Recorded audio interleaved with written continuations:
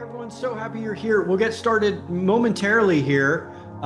If you have not already done so, as it says on the screen, grab yourself a pen and a piece of paper or your journal, something to write with and something to write on.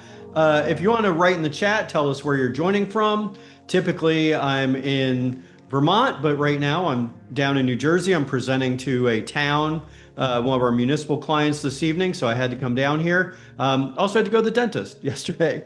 I'm getting some implant work done, so I started that before we moved up to Vermont. So working on that. So I had to come down here for a couple days, but nowadays with my laptop and camera on a microphone, we can do our workshops from wherever. So we are here today. So happy you are able to join us.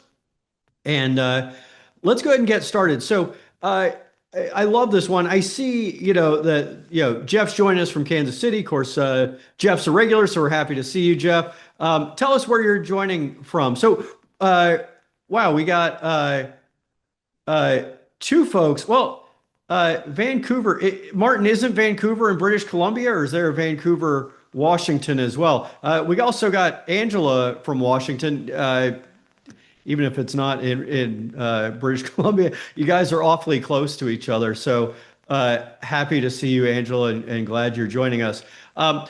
Feel free to share at any point, whether that's via chat or whether that's just taking off the microphone, taking yourself off mute, coming on camera, whatever works for you. We're happy to have you. The point here is that this is productive for you. So feel free to share in any way that feels good to you. And a couple other housekeeping type announcements as we get going is don't feel like you have to take a bunch of notes. We are going to provide some valuable information, and we're also going to provide some useful tools, but the recording will be made available to you. And within a day or 2 days after today's workshop, you will receive the recording. We have to edit it, get it formatted, etc., and queue up the emails with the resources that we have for you as well. So join us, be here, be fully present. Don't feel like you got to scribble away furiously to stay active and involved. So we want you to be here. We want you to be present.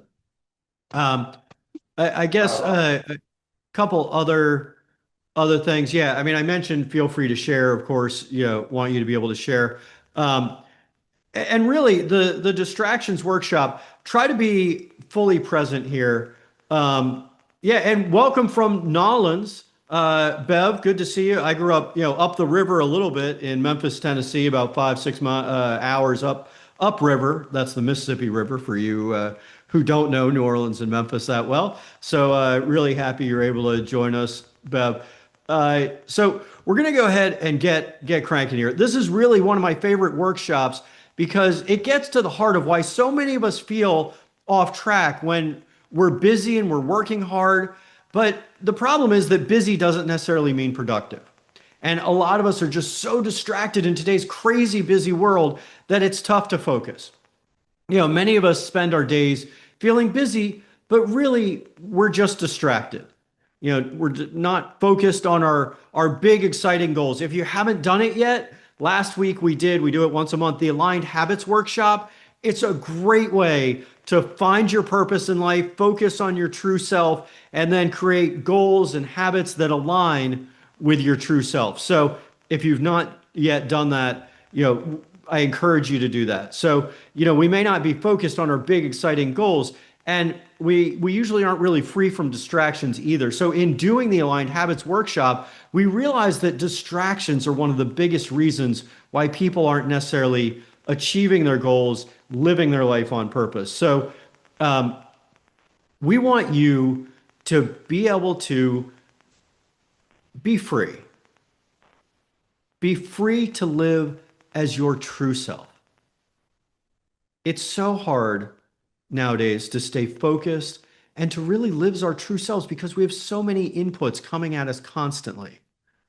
So we're going to dive deep into that, and we're going to give you helpful tools and resources that are going to allow you to recognize the distractions and to live focused and free. But before we begin, Um, if you just join me, again, if you haven't joined one of our workshops, we start all of our workshops, our community happy hours, anything I'm doing, you're coming to, you're going to get grounded. You're going to be fully present. So I hope you take a moment to not be distracted. Don't switch between windows and check on email. This isn't just a 1 or 2 minute break in the workshop to allow you to do something else. This is time to be fully present. And this applies not just in today's workshop. This is another way to live focused and free. And that is by being grounded. So, how do we do that? We do that by closing our eyes. So, join me in closing your eyes, or if closing your eyes isn't comfortable, maybe just bringing your gaze down low. We're just going to take 2 minutes here to notice our breath. So, now if you can join me, if it feels comfortable in breathing in and out through your nose, if you want to breathe through your mouth, that's fine as well. But if you can breathe through your nose, notice the air coming in and out through your nose. Breathe in and breathe out. Just an inhale followed by an exhale. Take just a few moments to notice your breath and be still, fully present here now, ready to invest time in your life so that you can get more time back to live focused and free, to live as your true self, to let the light within you shine as brightly as it's meant to be. Just breathe in and breathe out. You may notice the air coming in and out through the tip of your nostrils, just right inside your nose. You may notice the air passing over that little space between the bottom of your nose and the top of your lip. Maybe you just feel your chest expanding and contracting with vital life force energy. Maybe you feel your belly rising and lowering as your diaphragm goes up and down. This is your natural state. These are the natural movements of your life. When you're in tune with your breath and you stop and pause, you become in tune with the way that things are. The great Tao, or the way, the path, the sense of being that all of us hold within ourselves. Take a moment to be fully present, breathing in and breathing out. I'll be silent for a few moments as you just focus on your breath.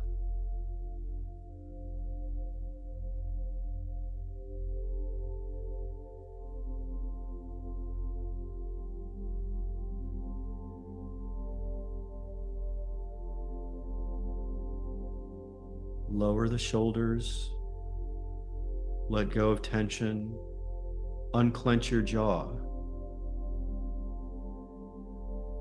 Let the tongue just float in your mouth, touching nothing. Soften where you can soften. Let go of what isn't serving you and where you're holding tension.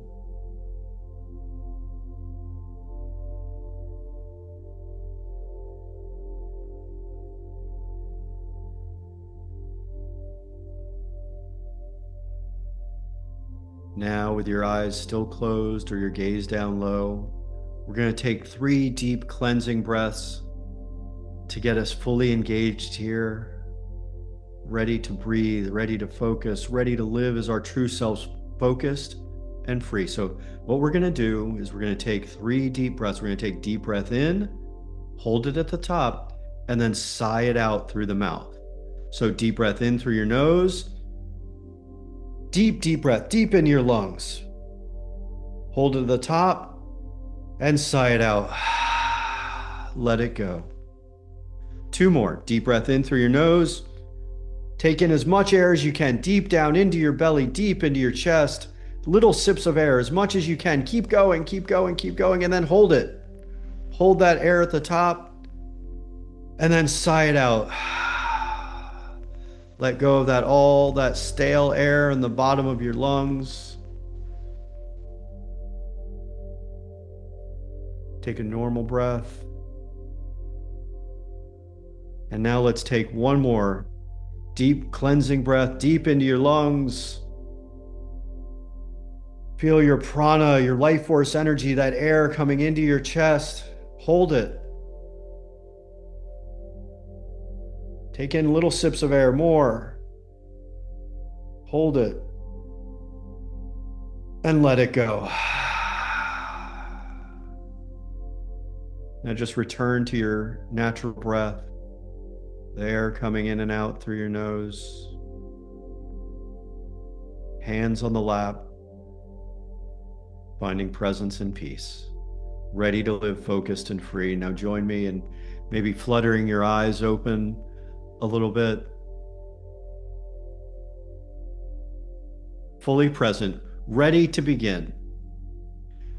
We've calmed our bodies and our nervous system. We're ready to be here. We're grounded in our actions. As it says in the Tao Te Ching, the great Tao, Lao Tzu, the writer, the author of that great book, said, whether you go up the ladder or down the ladder, your position is shaky. When you stand firmly with both feet on the ground, you keep your balance. Let's always remember to stay grounded. And what it means by whether you go up the ladder or down the ladder, your position is shaky, is it says success is the same as failure. Whether you're going up the ladder or down the ladder, your position is shaky. But when you stay grounded, you can live focused and free. So tell me, by just a quick show of hands, you can click the little react button and do your hand, or you can even just raise your hand, whatever feels right to you. Just tell me, who here has ever sat down to do something important and found themselves checking their phone, responding to messages, or scrolling social media before even starting your important endeavor? Yep, I know. Me too, Angela. Chad, me too. I hear you. Jeff, yeah, I feel it. I do it. It's right here. If I just send this, if I just respond to my wife, that text she sent me before I started getting, if I just take care of that, then I can be free to get my work done. If I just respond to that one email, then I can focus and get it done. Yeah, Stephanie, Martin, I'm with you. And, I guess even, let's say before you even get started, I'd add another thing to that. Who's done that, checking even once you get started? You start this important task. Okay, I'm all ready. I got my tea here. I've got my windows open. I'm not going to be distracted. I'm going to start writing. Even once we get started, we then get distracted. Yeah, Angela, Jeff, yes. Bev, I feel you, sister. It's so hard to stay focused. How many of us woke up and first spent time with your phone instead of yourself?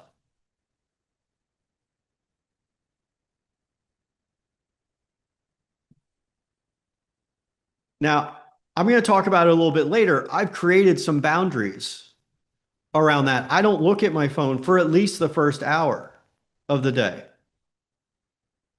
And, a lot of people start their day, doing just that. And even though I say it over and over, even my wife and kids, I see them looking at phones. First thing, it's a horrible practice. We got to start our day with intention. So we're going to cover some of that today. How many of us pull out our phones and start scrolling when we're out in public, in line at the store or waiting for the train? How many of you subconsciously reach for your phone while out to dinner, talking to friends or playing with your kids? Yeah. My hand is raised too. It happens to all of us. And this is just the distraction that our phone presents. Now, we're not just going to talk about phones today. This isn't just a, shame. This isn't, Game of Thrones. We're not going to shame you about your phone. But we are going to talk some about it because the phone really is one of the biggest issues that's distracting us because everything's there. But, every screen is an opportunity for distraction. And every distraction is a lost opportunity to live as your true self, to be focused and free. So here's a quote that's really poignant. It's a quote by children's book author Kim Uliana that I came across when I was writing my book, The Light in the Mirror, that you'll be able to get. We're going to be publishing it this fall. Um, but Kim wrote, "Your cell phone won't feel bad if you won't don't play." Sorry, your fellow self. Let me try that. Let me start over. Your cell phone won't feel bad if you don't pay attention to it. It won't care if you haven't played with it in a while. It won't mind if you don't hold it. Your cell phone will be small forever. Your children will not. I mean, it really hit home when I read that. It made me think about all of those lost opportunities, all of those moments I was just checking an email instead of listening to my son or daughter. I mean, I got 7 kids, so I mean, I could be listening to any one of them, instead of looking at my phone. But the point is, it's just a distraction. And just scrolling through news or social media get you to your goal faster. No, it just fills your brain with the negative inputs of others, wastes your time, and takes your mind off of what matters most. And, even further than that, does, a drink, meaning alcohol, a joint, a gummy, take you, allow you to wake up early and be excited about your goals and dreams? No, it numbs your emotions and your dreams so you put them off for another day. It slows you down on your journey. Our addictions to the phone, alcohol, drugs, the negative news, social media, and other distractions take our focus from what matters most. The dependence takes us from what matters most, from our dreams and from our loved ones. Modern life is full of distractions. All sorts of technology, news, communications, and content are vying for our precious limited attention. There are endless choices. And yet, there's one choice. The choice is to live as your true self or not. It's part of the reason we created the True Self Project, which we'll talk about a little bit later. But distraction is our mind's way of avoiding discomfort. The problem is, the more we distract ourselves, the further we drift from our true self. The focused, aligned version of you who is focused on what truly matters and is free, energized, and excited for life. Here's another really profound quote. And if this is your first time joining us, you'll see I like quotes a lot. They inspire me, and it is wisdom coming from people who are far wiser than I am. Blaise Pascal said, "Distraction is the only thing that consoles us from our miseries, and yet it is itself the greatest of our miseries." Distraction is the greatest of our miseries. Distractions derail your destiny.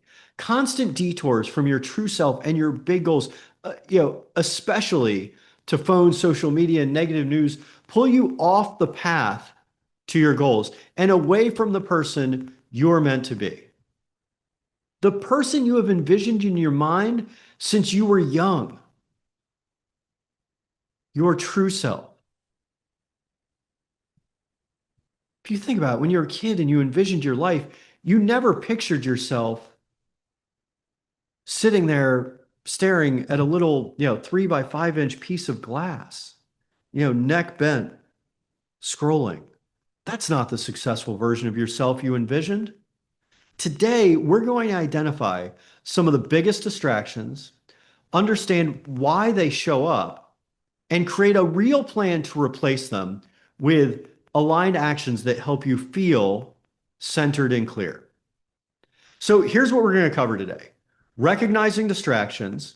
Then we're going to talk about why we distract ourselves, and then how to replace the distractions, meaning replace negative habits with good habits. And then we're going to help you design your life to live focused and free. So we're going to do some exercises in each section and have some journal prompts or some rapid fire prompts that you can put here in the chat that are going to get you thinking and they're going to get you focused. So try to be fully present here for the next, let's call it roughly an hour without distraction. Breaking the cycle of distraction starts now. Breaking the cycle of distraction is what true freedom really is. Freedom from outside influence, freedom to shape your own days, freedom to pursue your big dreams, not just your dreams, but your big dreams, the ones that matter most to you. Freedom to live your life on purpose, freedom to live as your true self. To break the cycle and live focused and free, we first need to understand what is distracting us and why. So let's get into recognizing distractions. The American Psychology Association defines distraction as a stimulus or task that draws attention away from the task of primary interest. So if, as I asked that question earlier, who sits down to, do an important task and then gets distracted? We all raised our hands, but that's what a distraction is. It's a stimulus or a task that draws our attention away from the task of primary interest. And your primary interest, your primary attention should be on living life on purpose as your true self to accomplish your big goals. So your primary interest should be the thing, the action or the task that has serious impact on accomplishing your goals. So distraction can take many forms and might not be tied to a physical item or an activity like your phone or TV or social media. I use those as examples because they're easy to point out and we all identify so easily with those distractions. But things like anxiety over world events, fed by the negative news, comparing ourselves to others, and negative thoughts also draw our attention, our time, away from what's really important. And I know those are difficult to overcome, but they can be overcome. And instead of fighting against them, we relax and let them go and get back to being focused. Now, I read once, not that long ago, that we have roughly 60,000 thoughts a day. 60,000 thoughts a day. Now, what I found fascinating about this first is the number of thoughts, but also who the heck is counting the number of thoughts in my head or your head? Who are the people responsible for doing this counting? It blew me away, but apparently somehow the people who are responsible for such things have counted that we have roughly 60,000 thoughts a day. So, the point is, are all these, 60,000, I mean, that's a ton. Imagine just counting 60,000 of anything during a day. 60,000 thoughts. Our crazy active thinking mind is just constantly at work, just constantly thinking. But you know what? We can learn to quiet our mind and be the observer of the thoughts, not the thinker. I know that may sound crazy to you, but through a lot of study, I have learned to be the observer of my thoughts, as have many people, not to be the thinker. So you don't have to get stuck in negative thoughts. You don't have to get stuck in anxiety. And I'm not saying it's not real. A lot of us suffer from anxiety, but we're able to observe the thoughts. It is not you who is anxious.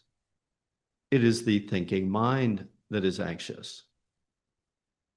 You're experiencing being anxious, but you don't have to be anxious. You can identify that that is happening.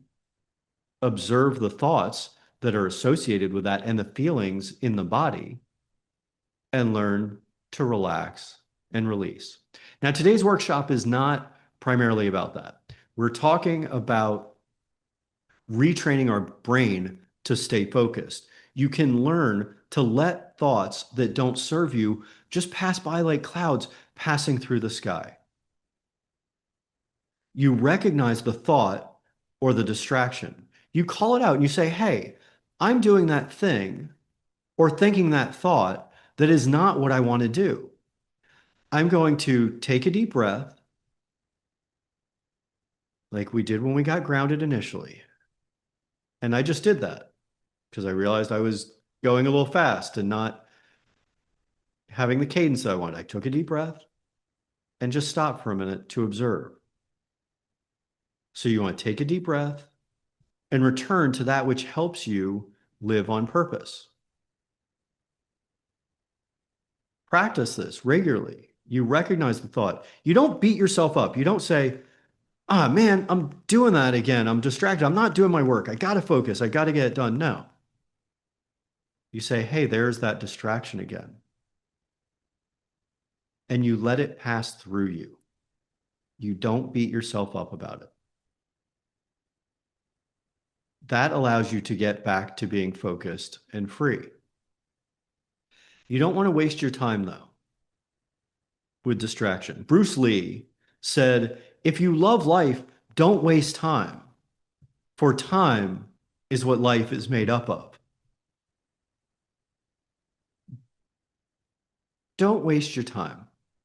Live life habitually inspired. Distraction robs us of our precious time and energy. Every time we check our phones or switch tasks or try to do two things at once, we burn mental fuel that could have gone towards something meaningful, to our life and our goals. I think we sent out, if you saw in the email earlier today, uh, Chad had researched this and found that uh, when we are distracted by something, let's say we're focused and we're working away. And I mean, I was experiencing this last week or earlier this week. I was working hard on something. Um, we're in the midst of trying to sell our house. So I had to, deal with realtor calls and texts and emails and stuff. And then my wife wanted to talk about it. And I was cranking away on something so vitally important on, a new series of workshops that we're going to be doing. And, as we put in the email today, once we get distracted, it takes roughly 23 minutes to get back to being focused. If we were truly focused on something, it takes over 20 minutes to get back to being focused. That sounded like a lot to me, but I get it. When you start adding up the time it takes you to recalibrate, get back in a focused flow state, it takes a while. It's not just hey, I'm just going to respond to this text for 30 seconds and get back into it. It takes longer than that. Distractions rob us of our precious time and energy. And when they do that, every time we check our phones or switch tasks or try to do two things at once, they call it multitasking, but that's a fallacy. You can't do two things at once. Every time we do that, we burn mental fuel that could have gone towards something meaningful in our life and to our goals, our big goals, not just everyone's distractions. We're just getting sucked into everyone's nonsense. Distractions derail your destiny. The constant detours from your big goals, especially to phone, social media, and negative news, pulls you off the path to your goals and away from the person that you're meant to become. The phone addiction dulls your presence and connection. Our unnatural reliance on phones damages relationships, it weakens our focus, and it drowns out the inner voice that guides us to our true self and our higher purpose. You want to consume only positive content. What you consume shapes who you become. Just like food can fuel your body, the content you, quote, feed your mind, especially negative news, directly impacts your mental state, your health, and your future. Here's another great quote I really love by Zig Ziglar that says, your input determines your output, or your outlook rather. Your outlook determines your output, and your output determines your future. Your input determines your outlook. What you're putting into your brain from, phone, news, other people, from the distractions, it determines how you view the world. And how you view the world determines your output or what you create, your work, your passions, your parenting, your relationships. What you put out then determines your future. Think about it. What And think about that input. What input are you receiving? Input means just as it says, put in. What are you putting into your brain? What are you consuming on your phone or on your computer? Is it quality content that inspires you to achieve your goals? Or are you just observing and interacting with the lives of others? Now, a lot of times I notice, I was just thinking about it. We mention the phones a lot, but we don't necessarily, we talk about the negative news. We don't talk about TV a ton during this workshop, but I know it's entertaining. But, my kids watch some stuff and I watched a Disney movie with my 4-year-old the other night because I knew I was going out of town for a couple days and I wanted to spend some extra time with her. But I don't watch TV. I don't know what the hot new series is on Netflix, but I am singularly focused on my big goals and writing. I already started writing my next book before I've even published my first one that I finished and am going to be publishing this fall. And I'm bringing a series of workshops to you guys, and I am going to be doing a live 3-day workshop series. I'm cranking right now. I am not letting myself get distracted because there's nothing in those TV shows that's going to help make my life better. And I mean, I used to watch all the shows. I used to watch all the hot HBO shows. I watched, it's a long time ago now, 10 plus years. I watched all of Boardwalk Empire and all of Game of Thrones and, all of 6 Feet Under. And I mean, I could name all the shows. My wife was talking about, um, uh, what's the show? It's been on forever. One of the doctor shows. Um, Meredith, what's her name? And McDreamy. Anyway, someone put it in the chat. She said that's still on. I'm like, that's still on? I watched that like 15 plus years ago. My point is, you want to stay focused. You don't need that input. Yeah, Grey's Anatomy. Thanks, Chad. Thank God for Chad. I'd be utterly lost without Chad. Yeah, she said Grey's Anatomy is still on. I can't believe it. That's still happening. Like, how many people have spent how many hours watching Grey's Anatomy? How did that make your life better? I know it's entertaining. And I'm not saying you have to work all the time, but you can also just consume totally positive content that inspires you. Go find the person who does what you want to do and listen to all of their content. Instead of consuming all the crap on your phone, they now call all the information you consume on, platforms. They call it your feed. The output you get from algorithms is your feed. Hey, come on, people. Feed is what we give livestock. Feed is what we give horses and pigs. You are a human and do not need feed. You need healthy food, love, and true connection with others. You need healthy content that helps you be your true self and inspires you to greatness.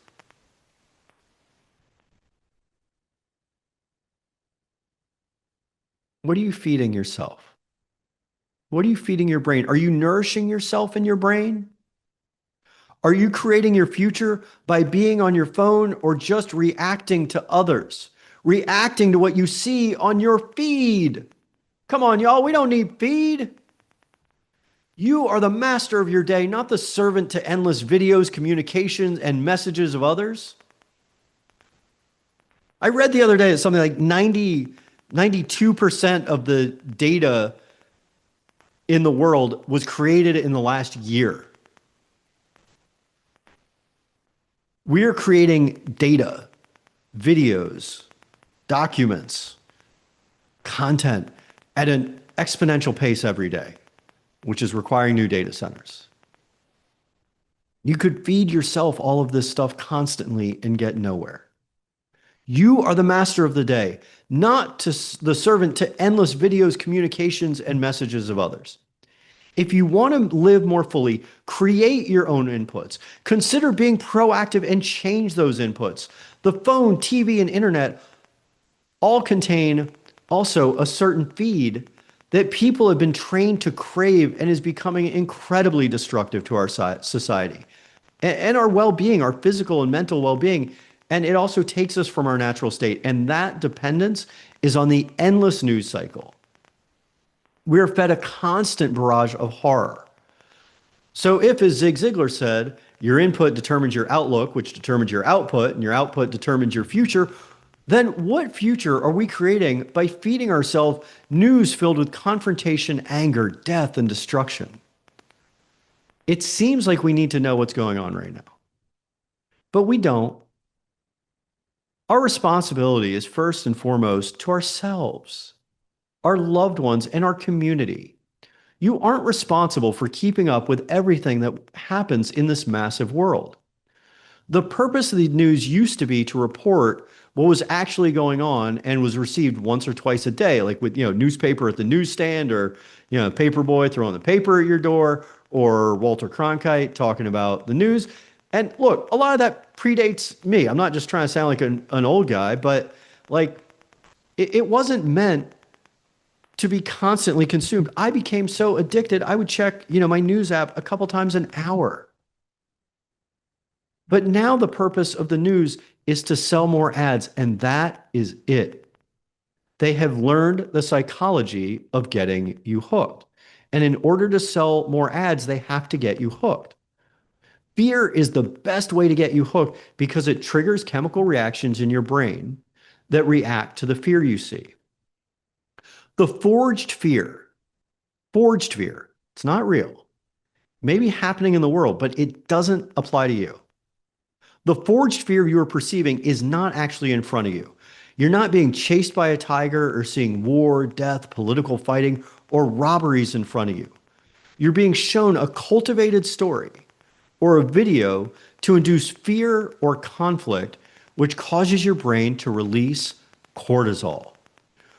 Now, cortisol is the body's main stress hormone. And when perceiving fear, the brain triggers adrenal glands to release waves of cortisol. So, Dr. Tracy Johnson describes cortisol as nature's built in alarm system. It works with certain parts of your body to control your mood, motivation, and fear. But cortisol isn't just a stress hormone that impacts fear and perception in your brain. It also regulates vital functions in your body. So there are appropriate levels of cortisol that our body needs. Negative news is actually negatively impacting your physical health. Too much cortisol can derail your body's most important functions.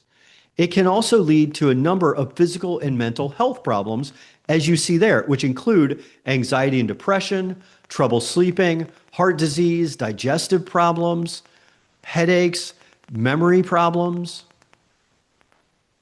problems with digestion, memory and concentration problems. I mean, it goes on and on. Negative news equals cortisol overdose, which leads to those symptoms. You ever wonder why you feel like hell when you're so young and should feel great? You ever wonder why you're tired, sad, and can't concentrate at work? Ever wonder why your belly hurts or you have high blood pressure? The reality is, it could be because you're consuming too much news and producing too much cortisol. In a screening, your doctor is not going to ask you how much news you consume and how much doom scrolling you do. You don't even know you do it, but you spend a lot of time scrolling through the horror because you've been trained to think you need to know what's going on. We all have. While we're talking about dependence on things that distract and keep us from our true selves, I thought it necessary that we also mention drugs and alcohol. Now, I don't want to be too preachy here because I only gave up alcohol and weed myself, about 3 years ago. But the results I've felt since have been undeniable. I've personally never been a very big drinker, although, I always had some drinks here and there, but not, alcohol was not a problem for me. But what the problem was after I finished work, it wasn't uncommon for me to, quote, chill out by hitting the weed pen or smoking a joint or having a gummy. I was using weed as a way to de-stress and disconnect. Why? I don't really know. But since I stopped completely almost 3 years ago, I'm happier, more productive, healthier, and more loving than I've ever been. I no longer dampen that light from within, and my time feels more fulfilling and purposeful. Alcohol and weed are part of our culture and evolves from youth into an adult social activity and a stress reliever. But let's be real. For me and lots of people, it's an addiction. I mean, I could say it wasn't, I wasn't strung out like a hardcore addict on, crack or heroin or something. But I mean, I smoked weed almost every day. I was numbing myself. And a lot of us do it. So again, not being preachy, I've been through it. Surprisingly though, since quitting, I'm far less stressed out without the so-called stress reducers because I dealt with my shit. I didn't just dampen it. That's what I was doing with weed for all those years. I mean, from my mom passed away from when I was in college, and I would smoke weed some then, but that turned into, smoking weed like all the time. And then, life got real as an adult. And again, problem? No. Was I functioning fully in society? Yeah. I finished law school. I got a big law firm job. I started a company. I present at town meetings all the time, but then I'd come home and get high. So when I wasn't working, I was numbing myself. I wasn't giving myself time to deal with the underlying scars or samskara, the underlying issues, that stored energy within of negative things that I didn't like about myself or that I wanted to deal with or past trauma. I had a great life and plenty to be happy for, but a lot underneath that needed to be addressed. And we've just culturally accepted that once work is done, it's time for, quote, happy hour. But are we happy when we dampen our true selves and our aspirations and our true feelings without addressing them? Does numbing ourselves really make us happy? A buzz makes us feel good temporarily, but it's not real happiness. It's the euphoric results from weed, or it's the, um, effects of, alcohol in our bloodstream. And after that buzz wears off, we typically are slower and far worse with, headaches and hangovers. And plus, those underlying stressors didn't disappear, they just built up. So they get compounded. We're just distracting ourselves from what matters. And we're certainly are not focused and free when we rely on intoxicants. Now, I was thinking before, and I've never mentioned this before during this, but the two kind of link together. I was talking about happy hour. Tomorrow on Friday, every Friday, we have the Inspiration Nation Community Happy Hour. And it's a great way to celebrate our wins for the week, have a little bit of fun together, and then set our priorities for the next week. So we are turning happy hour from something, where we are numbing or distracting ourselves to something where we are living together as a community, as the Inspiration Nation community. We have a happy hour so that we can celebrate our wins for the week and set our intention for the following week while having some fun together. So I just thought about that. It's interesting. I talk about happy hour in this distractions workshop. I never linked the two, that we also have happy hour, on Friday, which is a great way to set our intentions and stick to our goals and our big dreams in a community of like-minded folks. Real happiness, though, comes from living as your true self. And you can't do that if you're distracted. Sometimes our distractions are obvious and sometimes they aren't. When we're unsure if something is a distraction, you want to ask yourself, does this leave me feeling energized and excited or drained and demotivated? It's not enriching your life and getting you closer to your goals. How can I recognize a distraction? If it's not enriching your life and getting you closer to your big goals, it's a distraction. Now, let's get out those journals. I've gone on long enough. I appreciate your patience. I wanted to cover some of those areas about what takes us from our true selves, what it is that's distracting us. So let's get in. You can just put in the chat here. Uh, you can also pull out your journal and piece of paper. Write really quickly. What are the primary distractions in your life that steal your focus? What are the primary distractions in your life that steal your focus?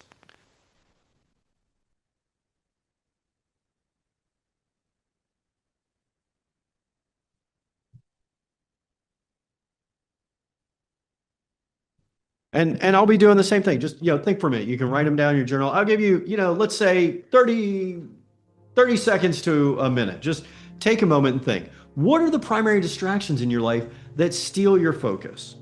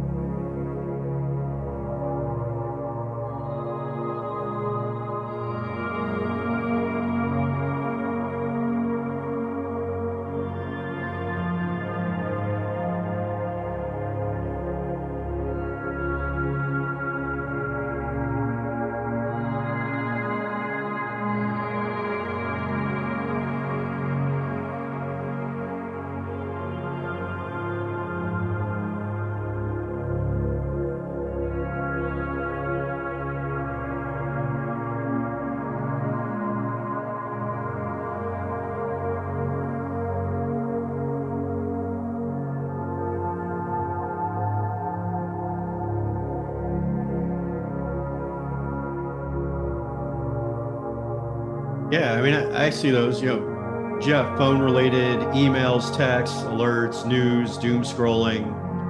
For me, it's phone texts and emails, as well as kids coordination. I know that's got to happen, but it definitely, is a distraction when I'm in the middle of working. My wife is texting and calling and saying, how about this and how about that? Maybe we can be more organized and disciplined in how we handle that. Financial anxiety, certainly, it distracts me from staying focused. On the other hand, it also pushes me to get focused. Chat, notifications, multitasking, worry, perfectionism. Angela, TV, baseball and football. I mean, those baseball games last a long time. My son just started playing baseball and is absolutely loving it. So we've definitely turned baseball on for him some. But yeah, I mean, getting into the games, I mean, you could spend, maybe 2 hours being focused on your big goals and then watch the last hour of a game. You just got 2 hours back, There's always ways we can find. Yeah, and Jeff mentioned having a problem with phubbing. And again, maybe I'm just out of the loop, but I didn't know what that was. So I just looked it up, Jeff. Phone and snubbing, meaning, you're looking at your phone instead of interacting with someone. So I see that. And yeah, I mean, it's something a lot of us do. I mean, instead of going in and talking to someone, in a group, we look at the phone acting like we're busy instead of engaging, because that's easier. Martin's got TV, snacking, doom scrolling. Yeah, I mean, certainly those are all ones that so many of us fall prey to. What are the primary distractions in your life that steal your focus? But also, if you can, yeah, it really takes a ton of effort, to put the phone away. Like I was out on, it was my son's practice for his baseball game. But also I was out there with my 4-year-old and she was playing with a bunch of friends. And I found myself checking my phone every few minutes. And I moved my phone from my side pockets where I pull it out to my back pocket and I zipped the pocket. I zipped the pocket. And that way I would be conscious when I was pulling it out. I didn't need to be on the phone then. Now, could I have been? Yeah. I mean, the kids were playing. My son was off at practice. Like, I could have been on my phone, but then I thought, just be present. Just be here now. It's a beautiful afternoon. Why can't I just be here and be present?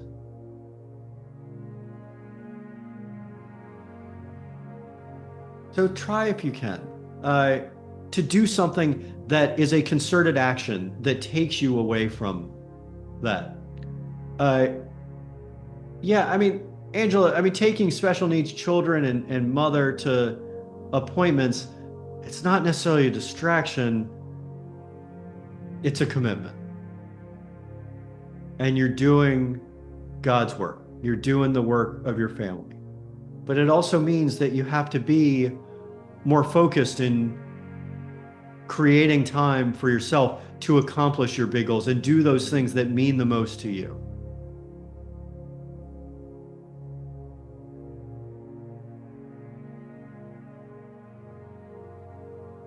Yeah, I'm also seeing your text or your chat here, iPhone. Sorry, I'm not sure your name, but it says, you're distracted by good content, which I get that. I mean, we could spend all day consuming positive content.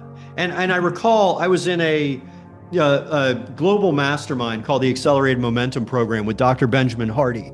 And someone said in that, at some point I have to stop consuming all this good content and execute. And it's a good point. It's a good point you make. Consuming positive content, that help you grow spiritually and personally, but they're keeping you from moving across the country to be near your son's family. Yeah,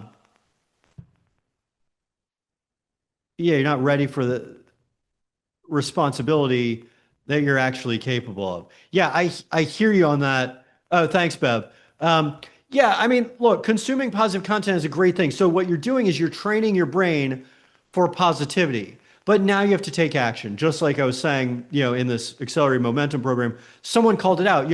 There's only so much time we can spend to read all the positive books. And I've been consuming tons of positive content, over the last few years. And that's why, I'm teaching a lot of that positive content now because it's been so impactful in my life. But, we have to execute. We have to execute. So you may just need to say, all right, I've got the information I need right now. I'm ready to take that next step. I've grown personally and spiritually, and now it's time to take action. I mean, I feel the same way. I just want to keep learning and growing, and I've loved all the content that I've consumed that's helped me take those steps.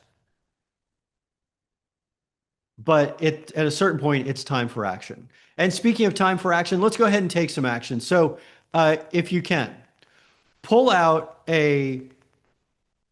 well, actually, go ahead and respond. Sorry, I have one other question I want to ask, and we'll just hit this one quickly. If your attention reflects your priorities, what might your recent attention be saying? I mean, where have you put your attention recently? So I want you to take a moment, think about that, and we won't go deep. I'll pick up the pace and we'll get into a little bit of exercise I want you guys to try after this. So if your attention reflects your priorities, what might your recent attention be saying?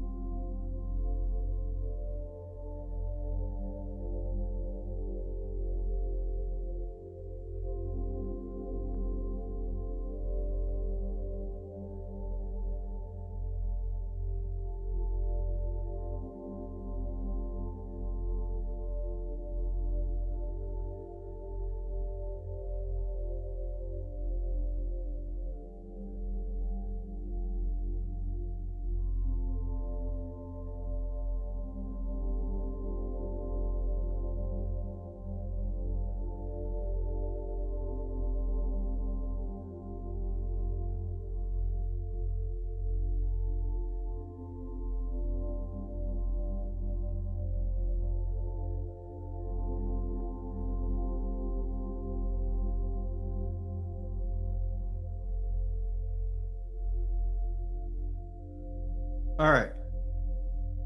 I mean, mine certainly is saying, just because I've been having to deal with this, mine's saying, my attention's saying, I want to sell my house, uh, grow Inspiration Nation, and move on from financial uncertainty. I've been spending a ton of time recently working on creating the proper, hopefully the proper strategy for, growing Inspiration Nation, for creating more useful content for you guys to help you grow. And, obviously I'm in the selling a house and moving and buying a new house and all that. It's never easy. It occupies our attention.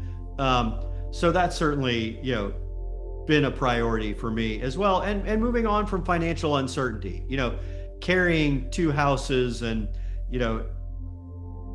having two more kids this year, just all these things going on. It's been tough, but that's where my attention has been. I can't wait till I just get rid of, the house sale and the financial uncertainty, and I'm solely focused on growing Inspiration Nation, because I love the time we spend together. I love the content we create for you, and I love seeing the growth of so many folks in Inspiration Nation. We have almost 10,000 people who've signed on to join Inspiration Nation and receive positive content for us. So we're just going to keep doing that. I appreciate that.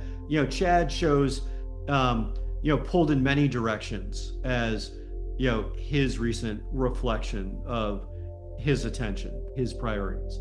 So I think needing to dial in.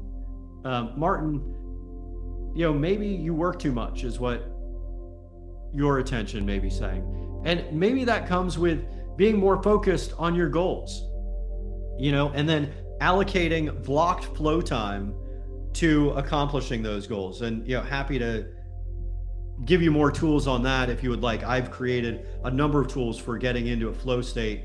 Yeah, and Jeff, your attention's been saying finding your what's next. And that's important because you're defining that next chapter. So that certainly is a good thing and where your attention should be.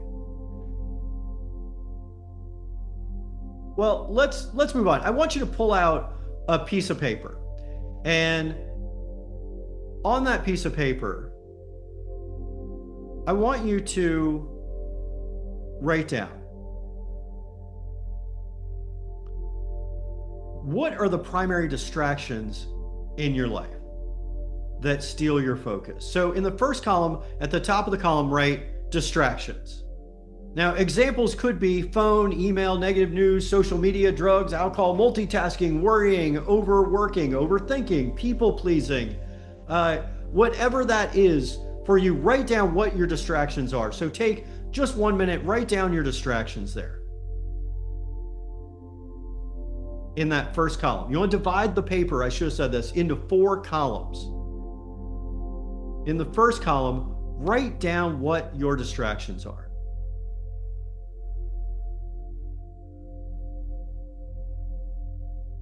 If you don't mind, raise your hand when you're done. I don't want to just guess at, how much time folks need on this, because I don't want to, move too fast or too slow. Just raise your hand when you're done.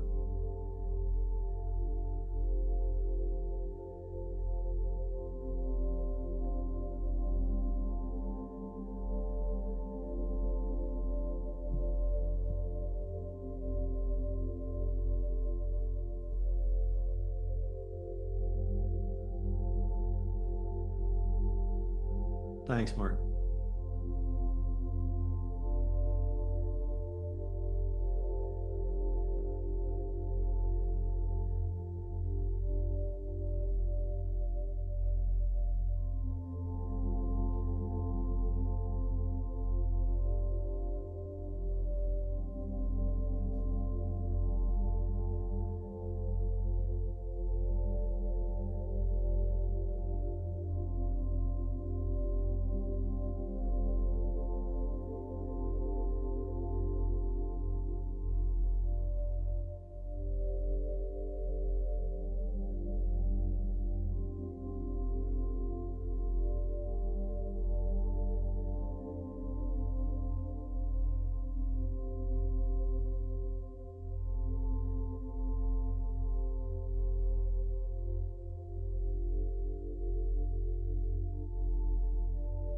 All right. All right, let's do this. So, appreciate you guys. Thanks for doing that. I always want to make sure I give us enough time, but also don't just waste our time. Now, if you can, write feels at the top of the next column. And that is, how does your distraction that you put in the first column, how does that leave you feeling after giving into it? Is that energized, happy? Maybe it's accomplished. Is it neutral, anxious, sad, self-conscious, frustrated, or drained? I'm not saying it has to be bad. I mean, maybe you get distracted by email, but then you feel like you took care of something. I don't know. I know I use email as a distraction to feel like I'm busy, and I try. I've done it a few different ways. First, when I had an assistant, um, I got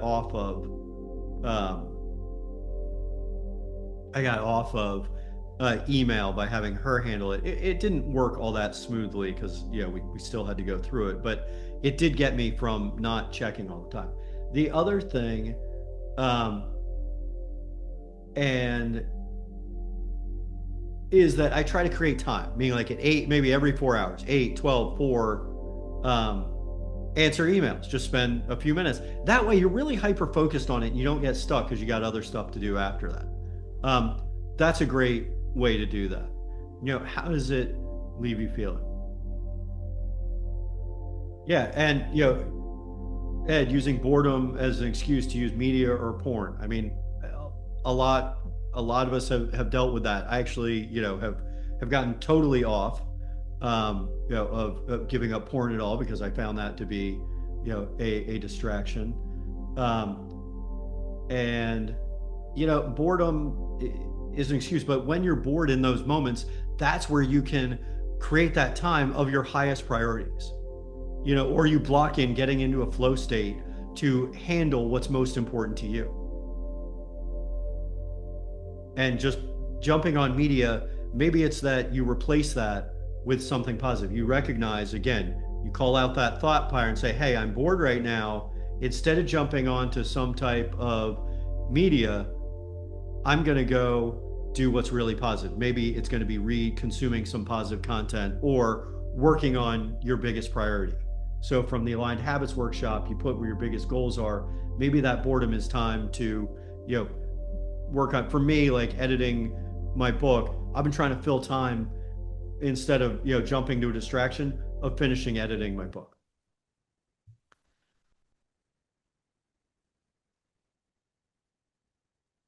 So how those distractions leave you feeling.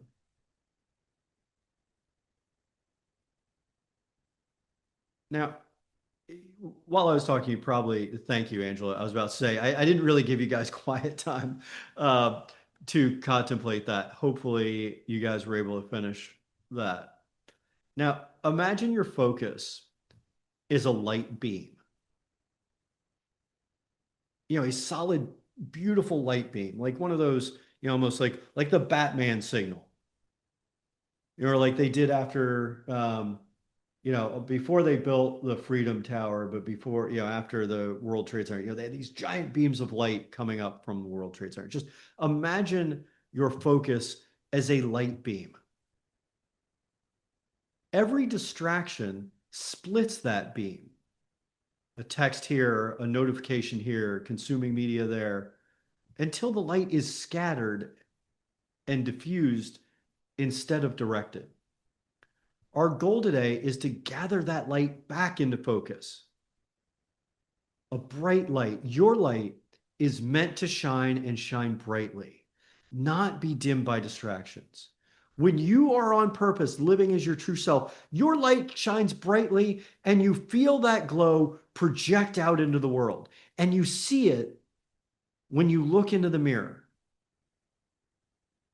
When you are focused and free and your light is shining brightly. You see that in the mirror. And maybe you need to see it first in the mirror by saying, I love you in the mirror. And doing that day in and day out, and let that light shine brightly and then spread that light out into the world. The world needs your light to shine brightly now more than ever. So now let's talk for a minute about why we distract ourselves.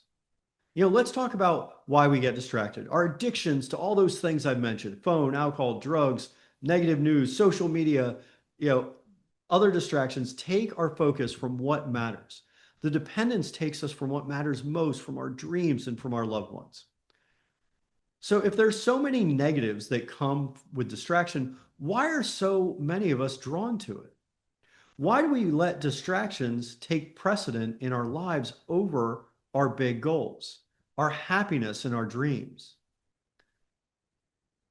So, there's emotional and mental states, meaning uncomfortable feelings like anxiety, stress, boredom, and loneliness trigger a desire to escape. There's also physical states, lack of sleep and poor nutrition make it difficult to concentrate and can lead to brain fog and fatigue. Lack of motivation or interest. If a task isn't interesting, it's easy for the mind to wander to things that are more enjoyable or entertaining. Most of us don't get distracted because we don't care. We get distracted because we're avoiding something. And you guys have mentioned them already. Discomfort, boredom, socialization, silence, fear of failure, or even fear of success. In his book, The Big Leap by Dr. Gay Hendricks, he talks about, people self-sabotaging, fear of success, or they have success and then they do something to cause themselves to lose that success. I mean, I'll say P. Diddy here, but there are a lot of figures who are successful who do things that are definitely self-sabotaging because deep down inside they think they don't deserve that success. And so they do things that are self-defeating. It's fear of success. Another reason a lot of us might get distraction is perfectionism. Chad mentioned it a little while ago. Perfectionism equals procrastination. Perfectionism equals procrastination. Procrastination equals distraction. Meaning when you want something to be perfect, you wait for the conditions to be perfect before starting. So you put it off till tomorrow or till next week or till some other task is done first. This cycle of procrastination is how we can go a lifetime without recognizing our dreams. But good and done is better than perfect and undone. Yes, I actually quoted myself. It may sound arrogant, but I've heard quotes similar, but it didn't necessarily capture it just right. Good and done is better than perfect and undone. You got to just get it done. As with any great endeavor, you need to just start. And there's no greater endeavor, there's nothing grander in your life than building your amazing life today. Today, Bev, make those plans today. You know what you need to do. There's a great quote by Alan Cohen that sets aside procrastination and gets you going. It says, do not wait until the conditions are perfect to begin. Beginning makes the conditions perfect. The stars are never going to align. Challenges are always going to come up. Just start thinking about it and having great ideas. Do not make them happen. You make them happen by taking action. The rest of your life is an extraordinary endeavor, and you may as well be who you're meant to be starting now. Robert Brault said, "We're kept from our goal not by obstacles, but by a clear path to a lesser goal." If you've done the Aligned Habits workshop, you've seen this. I'm going to say it again. We're always taking detours and getting off the highway to our dreams, not because it's too hard or too far, but because we're distracted by what is right in front of us. Instead of hitting their goal of climbing to the top of the summit, these folks in this picture saw a sign that said, "Great view over here."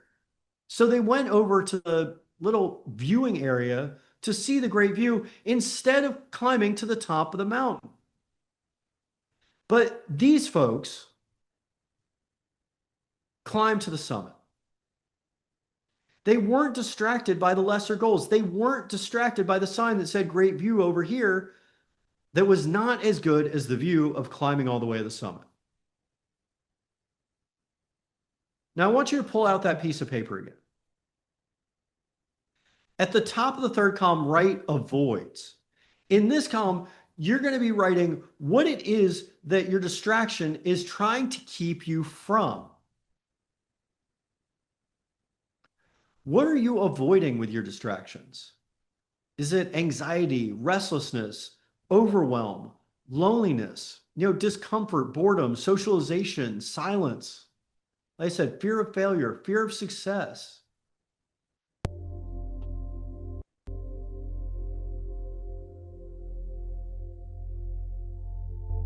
What are you avoiding with those distractions you listed in the first column? You said how they make you feel, but what are you avoiding? And some folks already mentioned it. Ed mentioned boredom. And Jeff mentioned socialization by talking about getting on the phone in social settings. And I had to look for the term phubbing. Phone snubbing is what phubbing means. I guess probably everyone knows that except me. What are you avoiding with your distractions?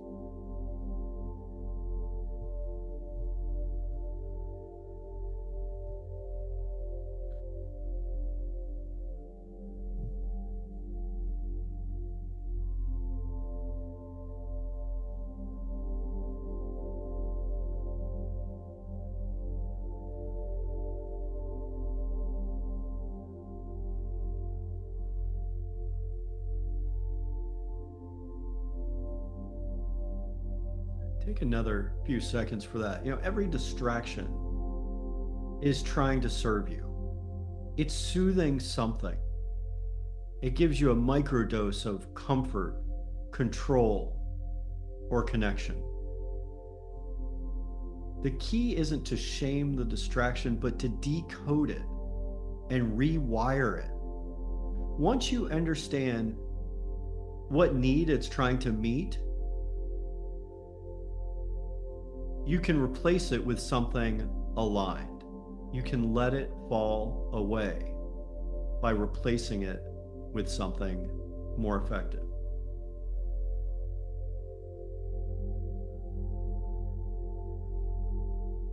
Now, let me know if you're done on listing what your distractions are avoiding.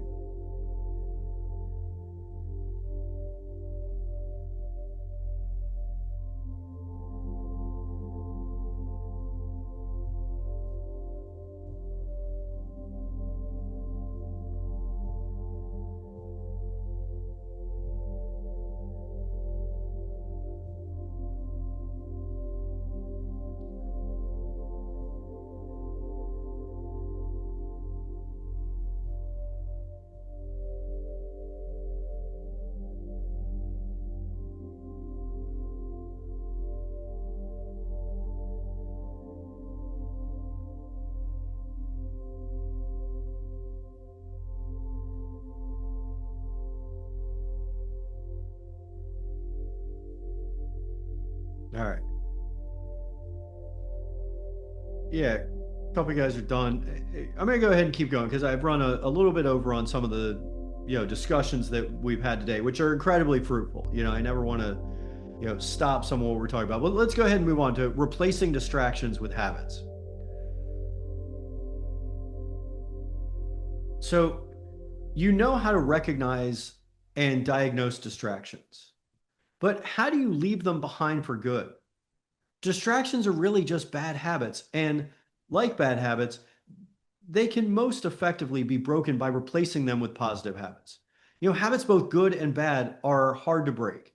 And heaven knows I've had my bad habits like smoking, using weed, staying up too late, even constantly checking emails and texts. But it's a lot easier to break bad habits when you have good habits and positive reinforcement to replace them.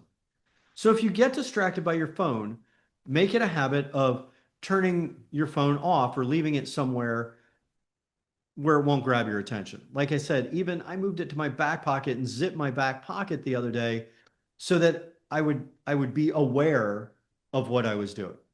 If you get distracted by checking emails and messages all day, create boundaries so there are specific times in your day for you to read and respond. I mean, there are even a number of different apps and tools you can use if you just search for reduce email or text distractions. I mean, there are apps you can use that are going to help you. There's even one for focus time that Chad had used before, that you get rewarded or you get a tree or something every for how long you stay focused and not switching between windows. There are a lot of wonderful tools. If you're drinking every night, if you're having a beer, a glass of wine, then make it a habit to make a smoothie and enjoy it while watching, listening or reading inspiring content. Recognize the distraction and replace it with a healthy habit. Angela, maybe that's instead of, watching a full baseball game, maybe you go for a walk for an hour. Because then that gives you some time to think, allows you some time by yourself without just caring for others. And you're doing something good for your health. Recognize the distraction and replace it with a healthy habit.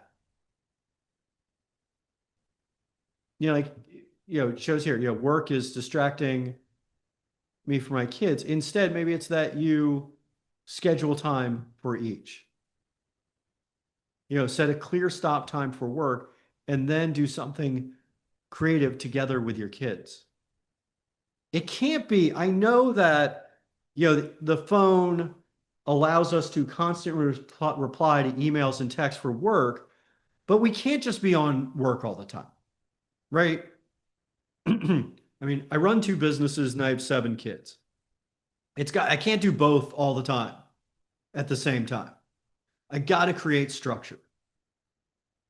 In the words of Aristotle, we are what we repeatedly do. Excellence, then, is not an act, but a habit. That's actually the quote behind me. You probably can't read it, but that's the quote hanging up behind me. My assistant gave me that a few years ago. It hangs my wall behind me. Excellence, then, is not an act, but a habit. By retraining your brain to live a more productive, positive, and happy life, you're more easily able to be focused and free. So even if you've done the same negative routine for decades, your brain can be reprogrammed through deliberate practice. Again, we are what we repeatedly do. If you want to be free from distractions, then set new habits and do them repeatedly. Now, it doesn't happen overnight, but with practice, you can retrain your brain for love, happiness, and success. Positive habits are the key to making your dreams and your goals real. The Oracle of Omaha, Warren Buffett, said, chains of habit are too light to be felt until they are too heavy to be broken. You don't want to wait for your future to happen. Start creating those chains of habit now. Start being that person you were meant to be now by replacing your bad habits with good habits. It does not have to be profound or even difficult. Just make it simple. That's why we created the Habitually Inspired Habit Tracker. It's just a simple way of tracking up to 10 daily habits. And you list your goals on there as well. It keeps you aligned and it keeps you focused. What does your focused and free true self do each day that you aren't doing now? You want to pick those things and be that person by practicing each day, and you'll quickly become the person that you are meant to be. Now, my life is improving each day because I'm tracking that which matters most to me. And I'm holding myself accountable by tracking it. I'm living as my true self, unchained from distraction, focused and free. Now, I'm not saying I have it all down to an exact science, but I have created that structure and have the resources to share with you to help you set your big goals, track your habits, and replace those bad habits that keep you distracted with good habits that keep you focused. You want to start living like, dressing like, and being like the person you are going to envision. It's you, but it's different. It's the person you are meant to be, and you'll start to become that person. So the question is, who do you want to become? And are you fired up to become that person? Jim Rohn said, motivation is what gets you started. Habit is what keeps you going. Motivation is what gets you started. Habit is what keeps you going. You can get all fired up and it may last a day or two or a week, but habit is what turns the distraction into living focused and free. It is your habits that are going to help you stay focused and free. We're here to live focused and free, to set big goals and to set goals that energize us for our future. But this time, we're going to accomplish those goals because we're going to replace the distraction with habits that make achieving those goals inevitable. Now, I want you to visualize for a minute. So just like we did in the beginning, if you can close your eyes or bring your gaze down low if closing your eyes isn't comfortable. Return to your natural breath.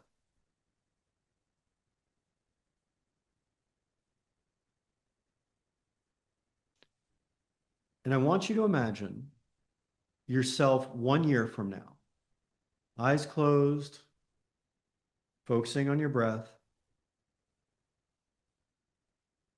Envision yourself in May of 2027, focused on your goals and free from distractions. What would you do with your time?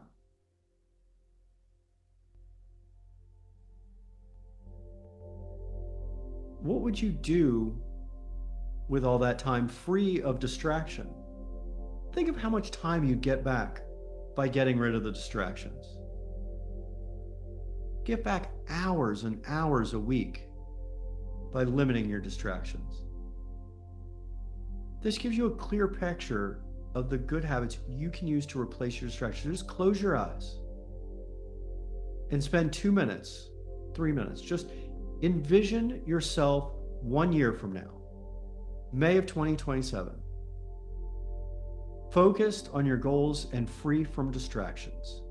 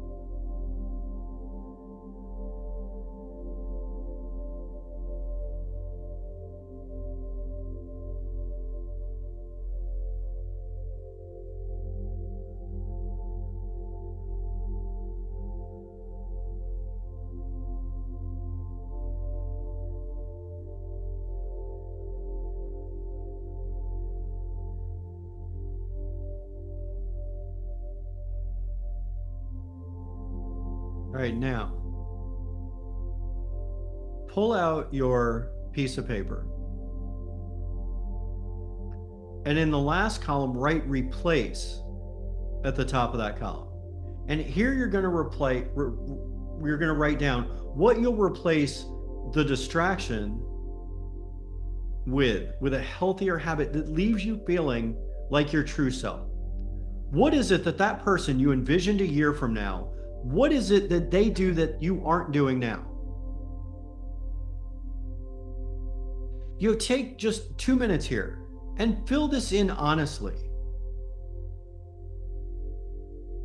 What are you going to replace? What's something positive in your life that you can do instead of doing the distraction? It doesn't have to be profound. It could just be, instead of responding to a text, you take a few minutes to breathe or meditate or sit or to think or journal or read or consume positive content. Instead of sitting and watching, the news or Netflix series, maybe you add working out during that time. Maybe you have focus time on your goal. Whatever it is that works for you, what are you going to replace?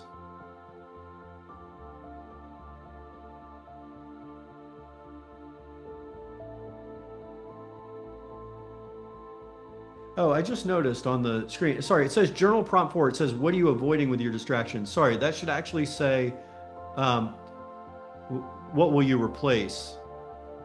What's a good habit you'll replace your distractions with?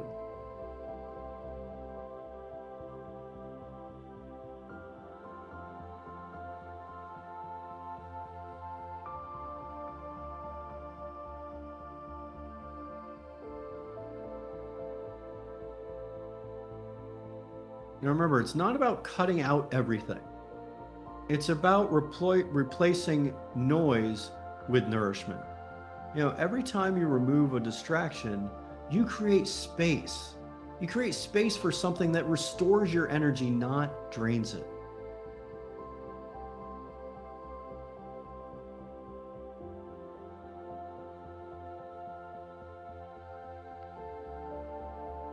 I know it's already 1:30, so I'm going to keep moving. I know we had a lot of productive discussion here, and feel free if you want to share any of that, by all means, go ahead and put it in the chat. If you're willing to share, maybe one distraction and what you discovered it's really all about. And if you do want to talk about it, we can talk about it as well. But for right now, let's cover how we design for focus. Now that we know what's pulling us off track and what we can replace it with, let's design an environment that helps us stay focused and free. Now, focus isn't accidental. If anything, focus is completely intentional. You choose to focus just like you choose to be distracted. I know the distractions don't feel intentional. It feels like they just happen unintentionally, but it is a conscious decision. Knowing is much different than actually doing. And often distractions win even when we know we're supposed to be productive. This is because we need to cultivate an environment where focus is possible. If we're looking to plant some flowers, we're going to choose a place. Are we going to choose a place that has sandy soil and big shade trees? No, we're going to look for somewhere with full sunlight and nutrient-dense soil that roots can take hold in. It's the same for us and our focus. Your focus is a flower waiting to bloom. If we put ourselves in a distracting environment, there's no chance we'll be able to focus for very long. We have to plant ourselves in the best environment to grow. For us, this starts the night before you go to sleep. Often we might go to sleep ignoring or even dreading the next morning, numbing ourselves with TV or phone scrolling. Don't do this. You're robbing yourself of your focus and inviting distraction into your life. You don't just fizzle out at the end of the day and stare blankly at the phone and the TV. You want to win the day and be able to go into the next day victorious, your next round in the tournament of life. Instead, make it a habit of thinking about tomorrow before bed and journaling three things. This is your evening journal. This is setting your intention for the next day. So, journal three things at the end of the day. First, what were your wins from today? You want to celebrate the progress you made today. Second, what are the top three priorities that you intend to get done tomorrow? And lastly, how do I want to show up tomorrow? Maybe it's an affirmative I am statement.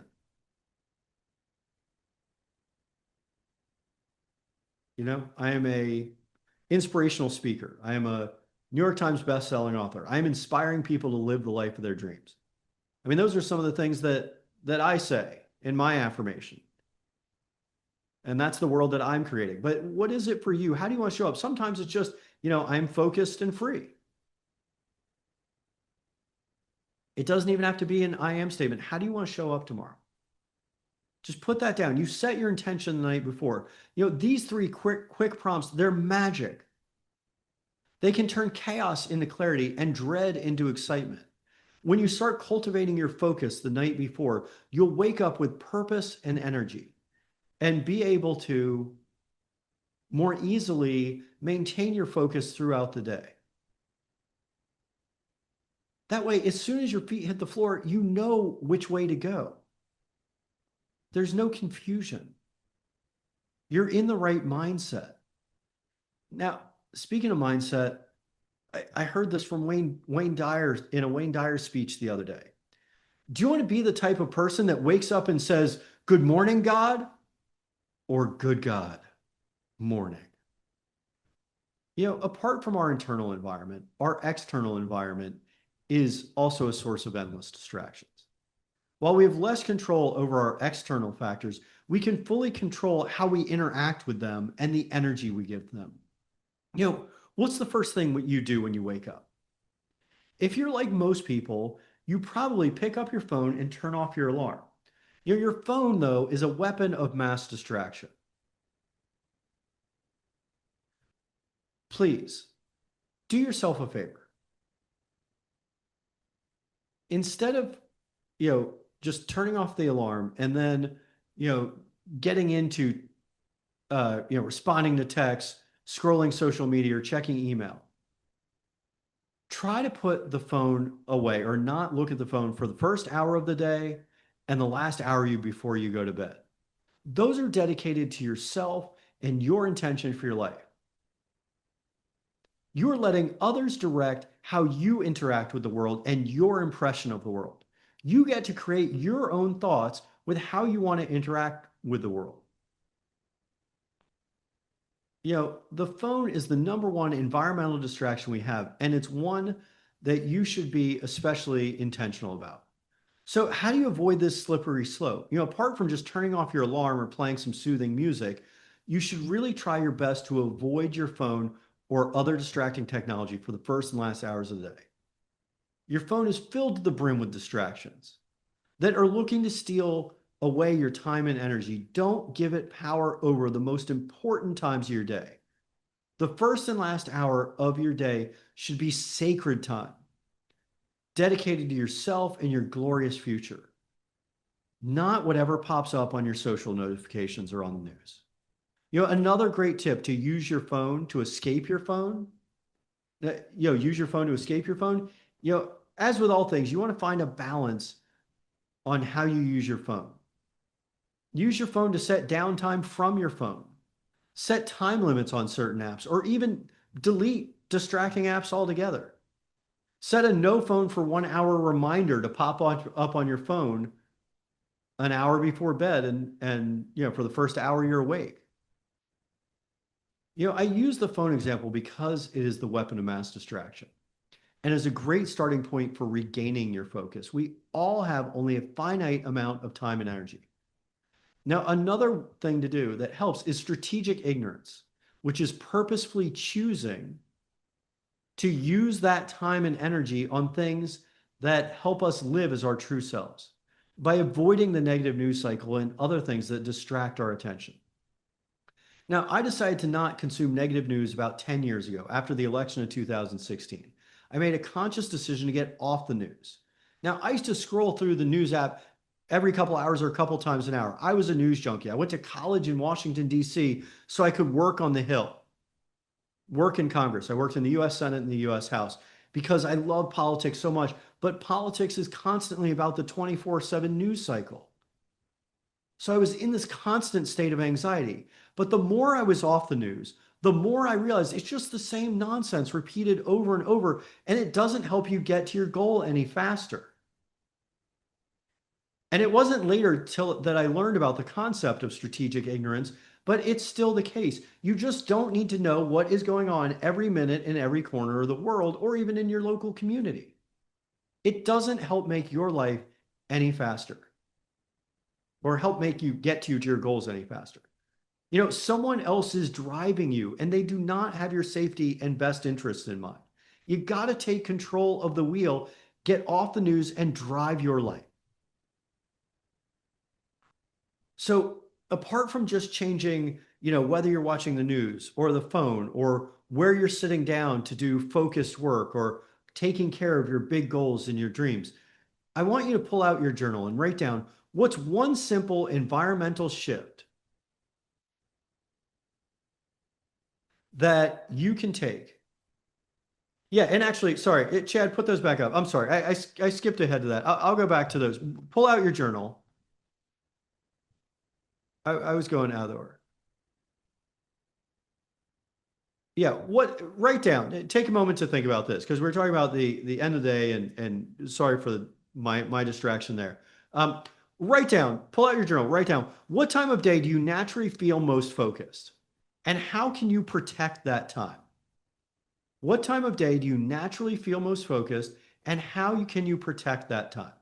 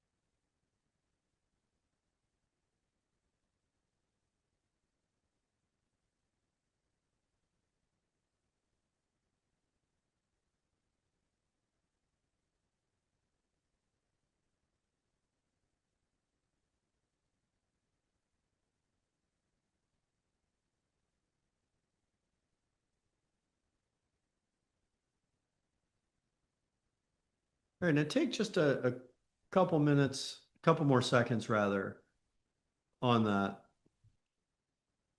What time of day? And you can put your answer in the chat there, but I want you to now look at another thing, and that is what routines help signal to your brain that it's time to focus.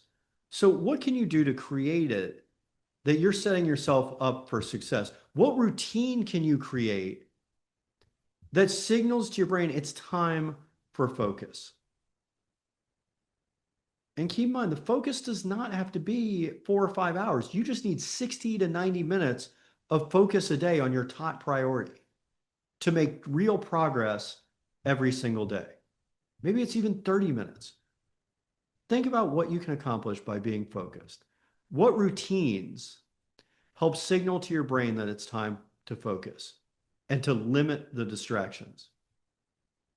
Take, a minute to two and think about that.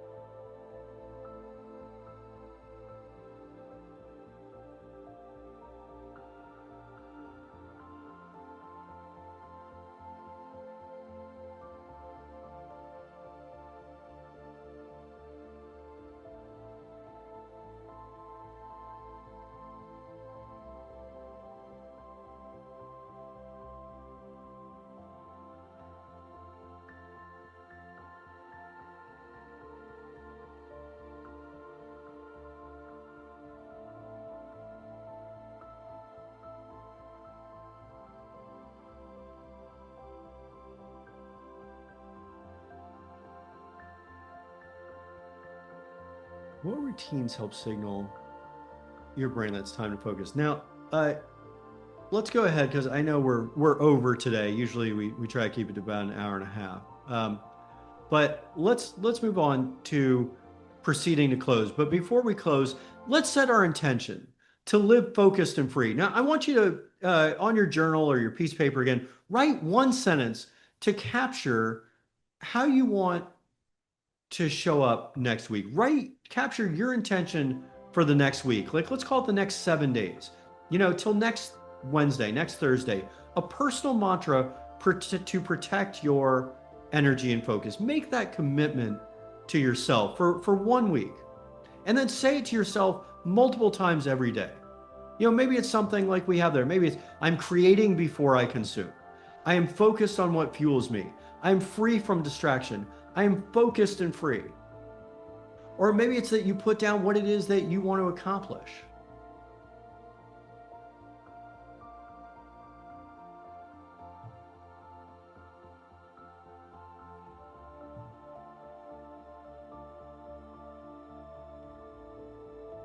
I say to myself regularly, I'm a spiritual leader. I am a New York Times bestselling author. I'm an inspirational speaker. I'm inspiring people to live the life of their dreams. I'm a loving husband and father. I say that to myself multiple times a day so that I know who it is that I am and where I'm trying to get to. Now, am I a New York Times bestselling author yet? No, I haven't even published my book yet. But I am retraining my brain to be in that mindset so that I can create the life that I want to live.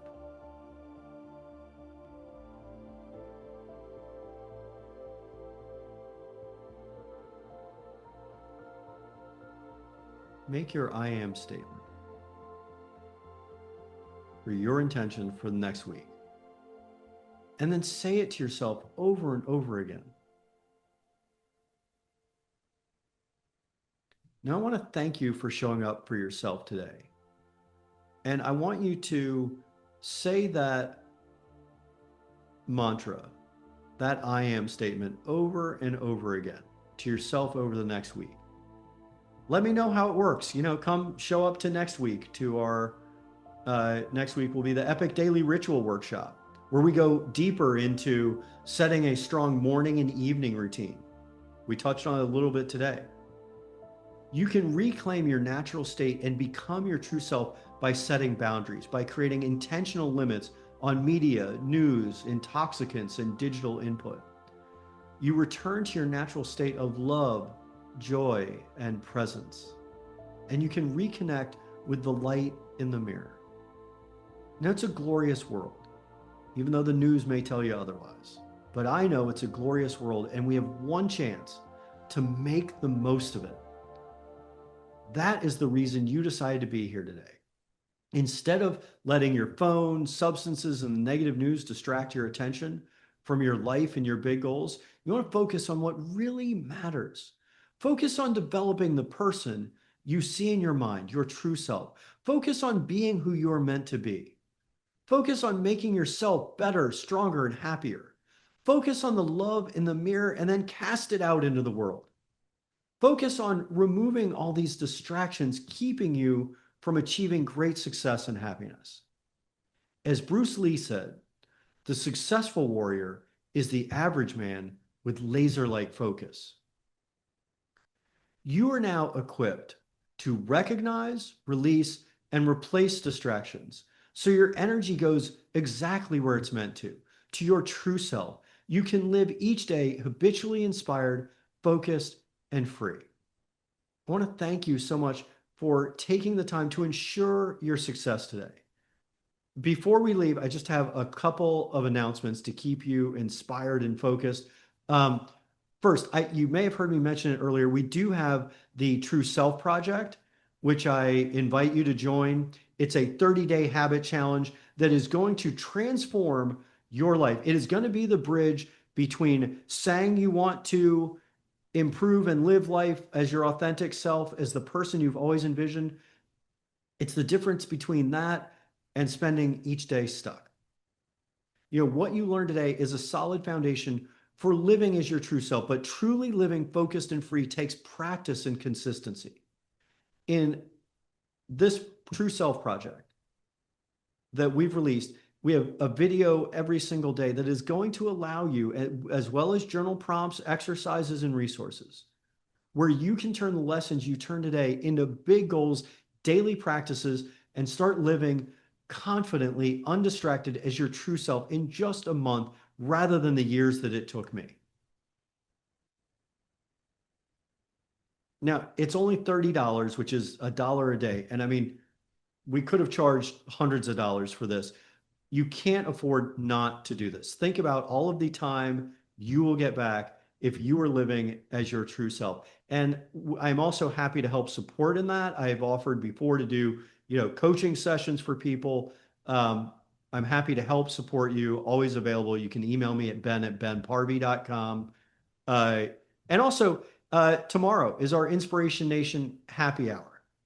So I want you to join us tomorrow. If you can come to our Inspiration Nation happy hour, it's our community happy hour. It's a great way to close our week strong. We reflect on our wins for the week. We celebrate together. We have a few prompts. We have some food for thought, some icebreakers, and then we set our intention for the next week. So some of the things you learned here today, you can also apply into the happy hour. So hopefully you'll be able to join us for that. We've gone way over. Happy to answer any questions if you have any questions. Otherwise, we will see you at happy hour tomorrow. And then next week, next Thursday, I guess that'll be 7 days, May 21st, will be our Epic Daily Ritual. As I mentioned, our Epic Daily Ritual workshop, which is a way to start your day and end your day in the best possible way, in an epic way that creates the foundation for living the life of your dreams. The first and last hour of the day, or the way you start and close your day, really creates all the foundation you need to live the life of your dreams, to live focused and free. Absolutely, Angela, ask your question. I am here for you.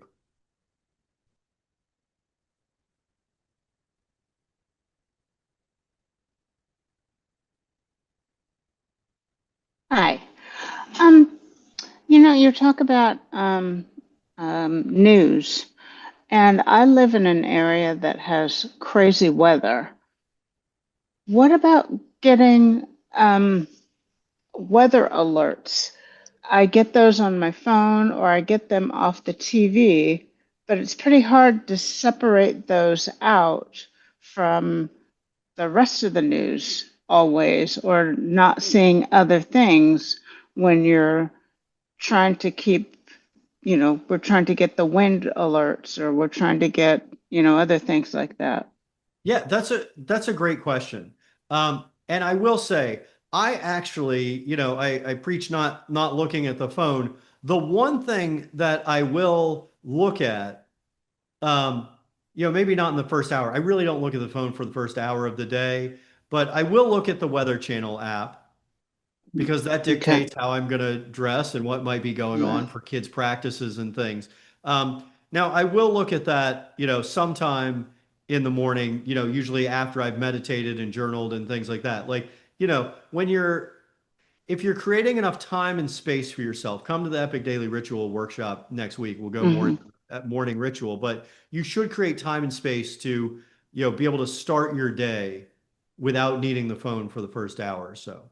But then Okay. after that time, look at your phone and check the weather update.